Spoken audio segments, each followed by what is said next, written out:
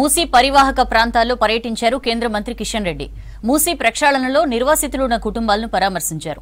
Amberpet assembly, మూసరంబాగ్, Ambedkar Nagar, Tulasi Nagar మీదుగా కృష్ణానగర్ వరకు 9 బస్తీల్లో ఉన్న బాధితుల్ని కలిశారు.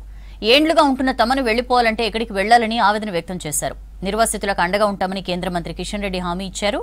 ఇండ్లు ఖాళీ చేయించే బదులు మూసీలో పెద్ద రిటైనింగ్ వాల్ కడితే సరిపోతుందన్నారు. ఏ ప్రభుత్వమో, టీఆర్ఎస్ ప్రభుత్వమో, కాంగ్రెస్ ప్రభుత్వం, మరో ప్రభుత్వమో కట్టినటువంటి ఇల్లు కావు. వాళ్ళ సొంతంగా కట్టుకున్నటువంటి ఇల్లు. ఈ ఇల్లు కూలగొట్టేటువంటి అధికారము, కూల్చేటువంటి అధికారము ఏ ప్రభుత్వానికి కూడా లేదు. గతంలో కూడా కేసీఆర్ అధికారంలోకి వచ్చినప్పుడు కూడా సుందరీకరణ పేరుతో ఒక కార్పొరేషన్ ఏర్పాటు చేసి మాజీ ఎమ్మెల్యే అయినటువంటి ప్రేమ్ సింగ్ రాథోడ్ గారిని చైర్మన్ చేసి అప్పుడు కూడా ఇదే విధంగా మార్కింగ్లు చేశాడు.